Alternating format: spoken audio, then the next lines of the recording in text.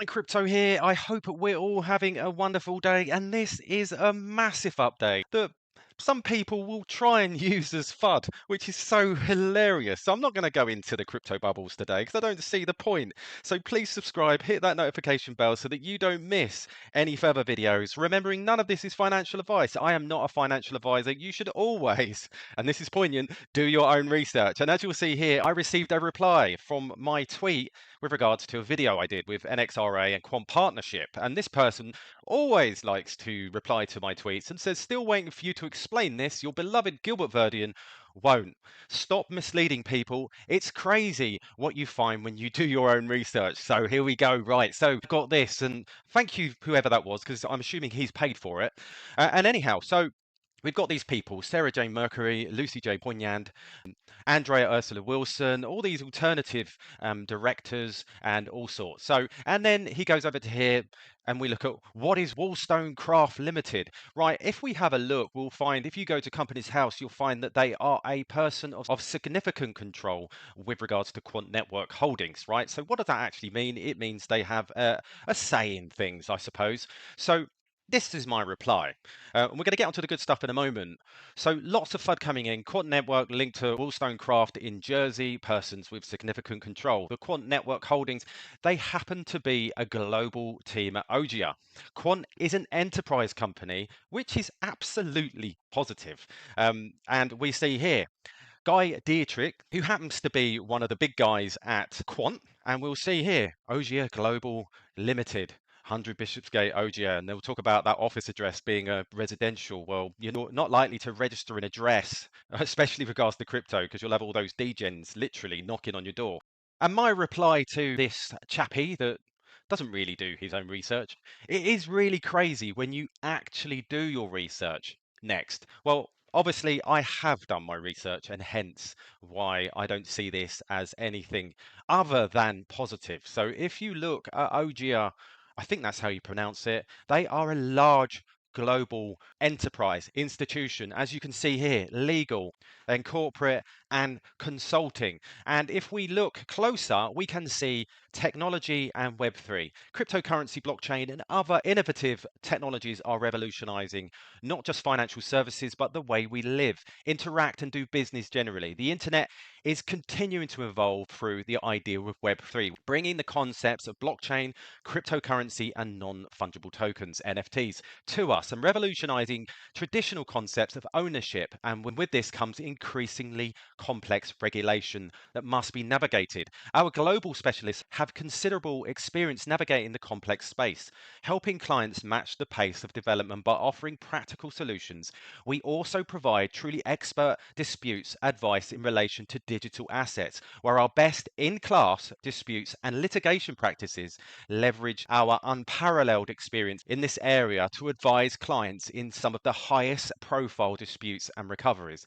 At Ogia, we have experts across jurisdictions covering the fintech ecosystem, advising on decentralized autonomous organization, DAOs, decentralized finance, DeFi, and Web3 landscape generally. We have established ourselves as a market leader in the Cayman Islands and British Virgin Islands, the BVI, for creating and implementing a variety of innovative and regulatory compliance structures, and have experts across jurisdictions, including Hong Kong, Jersey, Guernsey, Ireland, BVI, Cayman, and Luxembourg, which are fully engaged with their local regulators to help steer the future of regulatory landscape. Our global multi-jurisdictional approach brings together our section leading legal, corporate, and regulatory practices. Our range of technology and Web3 services differ across our jurisdictions and target markets, but collectively, our dedicated Odia team will offer clients exceptional market insight, whatever your diverse needs servicing, regulatory compliance, structuring and formation, financing, intellectual property and commercial matters, local legal services, trust and estate planning, restructuring and corporate recovery, dispute resolution. Now, If this is apparently negative, it does make you laugh because this is a global company around the world, and we are getting more FUD as well. So I see this lovely tweet from Miles Bron. The Quant team have been selling every 3 to 5 days. They've been doing so since the announce of Project Rosalind involvement. They are down to their last 12k Quant tokens out of the 600k. We could be seeing the end of a sell-off from the team once the last 12k is completed. They still do have a single wallet with 600k, but this has been inactive since being split from the 1.2 million. When the 1.2 million was split in half, one wallet distributed 600k into 7 different wallets, so 6 out of 7 are now empty. This shouldn't be alarming as this has been occurring for the last few months and completely normal by the team. The way I look at it is they are almost done. What will the price do now when it stops suppressing the price? Unless they will continue selling the other wallet, which hasn't moved, stay tuned and I'll update you the second anything happens. Now, this is absolutely normal for teams to fund their enterprise. And the way in which Quant have done this, they could have gone down the VC route, but they didn't. They gave it out as an ICO, and that's how they funded. So, of course, they're going to use that money to fund the team and the innovation. I don't really see a problem with this. And I see this lovely tweet from TTLinky3299, and this goes to show was 538 million yesterday. Sergey dumped again. Get ready for 4 to 8 weeks for the effects to play out. It always catches up. Link, dump it. Now, it's exactly the same. What's the problem? This is what teams do to fund the innovation, fund the workflow. And I just don't get it. I don't think people actually do their own research. And I try to do mine.